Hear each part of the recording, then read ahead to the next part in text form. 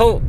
刚才我开的是 BMW i7 xDrive 60，那现在我开的这个就是采用 4.4L V8 Twin Power Turbo 的这个版本。这个 760i 呢，目前是一个比较专注在美国市场的型号，因为以欧洲市场来讲呢，他们是没有这个 760i， 他们是最 top 的是 M760E， 就是 Plug-in Hybrid 的，所以这个 760i 就变成了是一个美国市场专属的东西了，因为它的销量，我相信大部分都会来自于这个国家啦，因为大家知道美国一向来都是很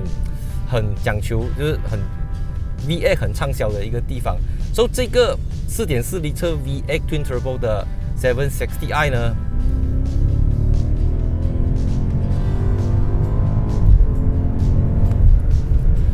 它从1800个 RPM 开始就能够 generate 峰值扭力是750个 Nm，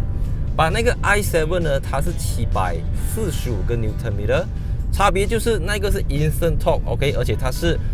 有 Front Motor 跟 Rear Motor 它是 split 开了的 ，OK， 就是后轴的电动驱动后轴，然后前轴的电动马达驱动前轴。可是这台车子呢，它就还是比较 old school， 就是由 engine 搭配 Jack F 的 X-Speed Automatic Gearbox， 再透过这个 differential 把动力给传输到后面。以当今 V8 的技术来讲，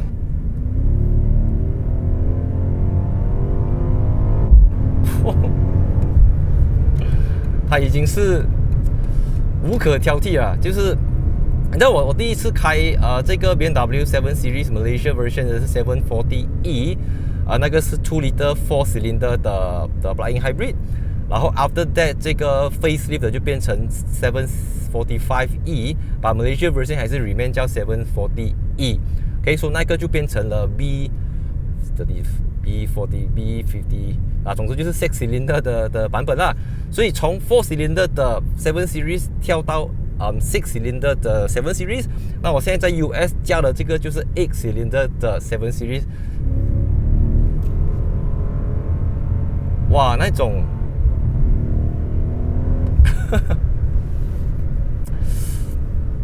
当然在过去的这个试车的经验里面呢，我驾过的这种大扭力，就是大马力大扭力讲到马力，它是400个 kW 400个 kW 其实跟 i7 是一模一样的convert 到这个 British horsepower 就是536个 British horsepower。你问我的话 ，compare to i7 来讲，当然这辆车会好驾很多。I mean cornering，它的这个 body roll control 方面，因为它的车身重量是2245个公斤左右，也就是比 i7 轻了差不多400公斤 ，which is a lot 啦。OK， 对于一个车子来讲，但是它的这个 center of gravity 分布也有一点不同，因为 i7 它的 battery 是 flat 的嘛， I mean 放在下面的。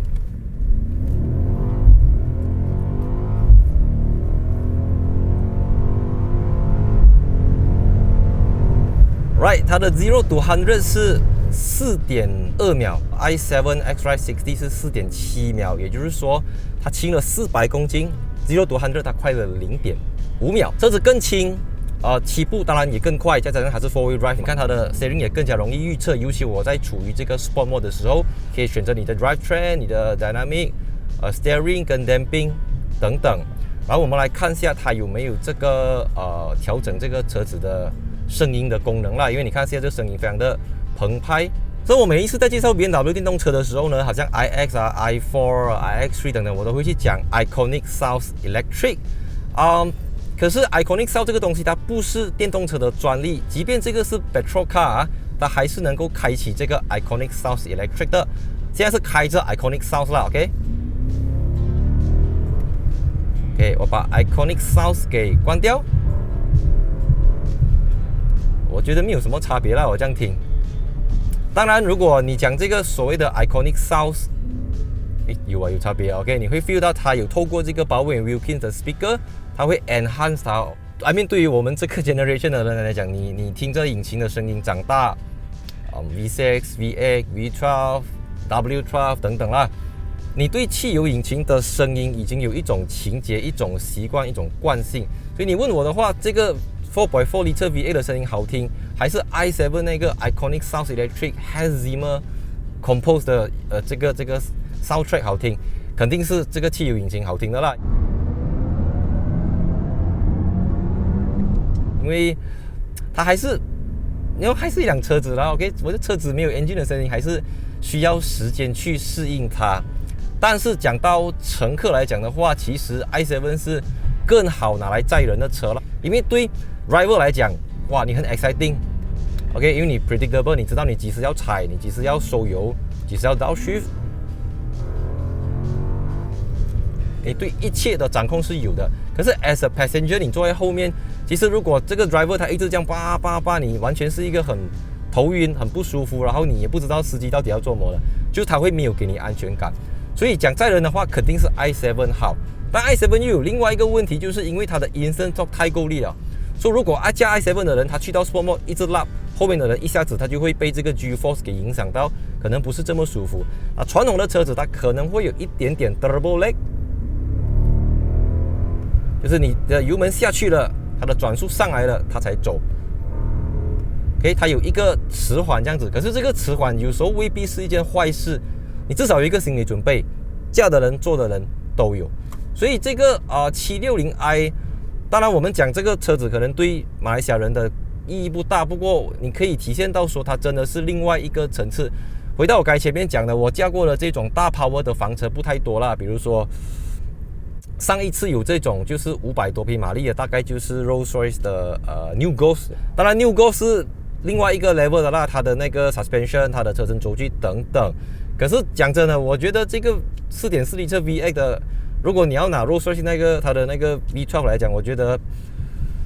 我还蛮喜欢这个啦。就以一个驾驶的人来讲，因为那个 V12 来讲，它太安静了。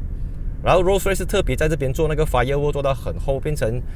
其实你感受不到那个 engine， 你会觉得那个 engine 离你10万8千里。可是这个就 more on 一个 driver's car， 真的，它那一种怎么讲？它那种源源不绝的动力，它会一直驱使你说再来一点，再来一点，再来一点。But at the end， 它是一辆7 Series， 所以你还是要去到这个 Expressive Mode。OK，just relax， 放松，然后慢慢驾这样子，很好摆，很好驾的一辆车。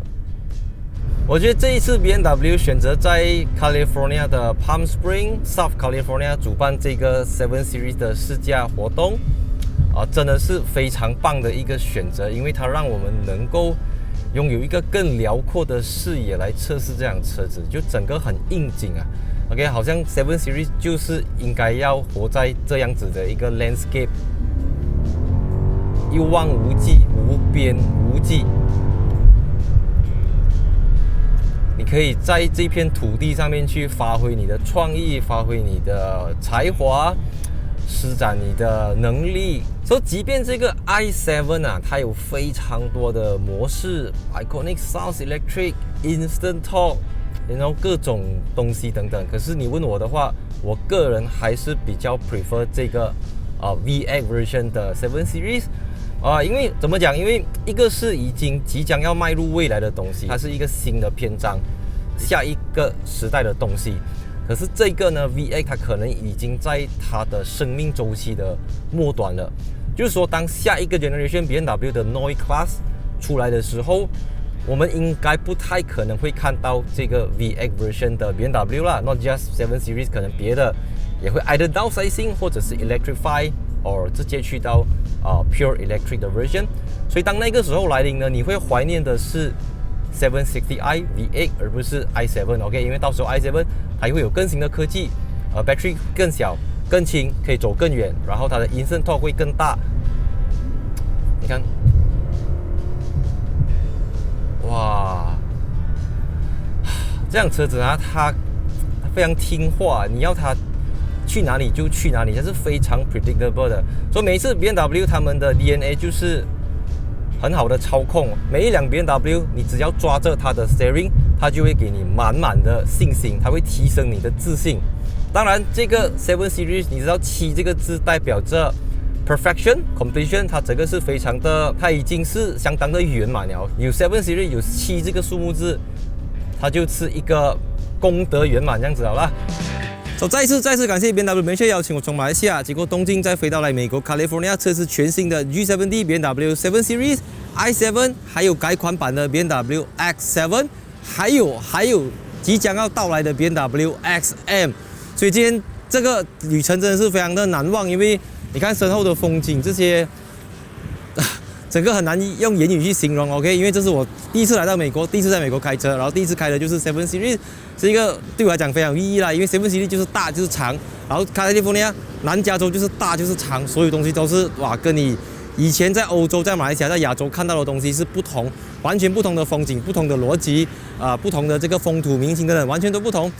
OK， 所以希望大家会喜欢这种海外试驾。And see you in my next video。还没订阅的朋友记得订阅我的频道 ，follow Instagram account，like Facebook page，and see you in my next video。3、2、1。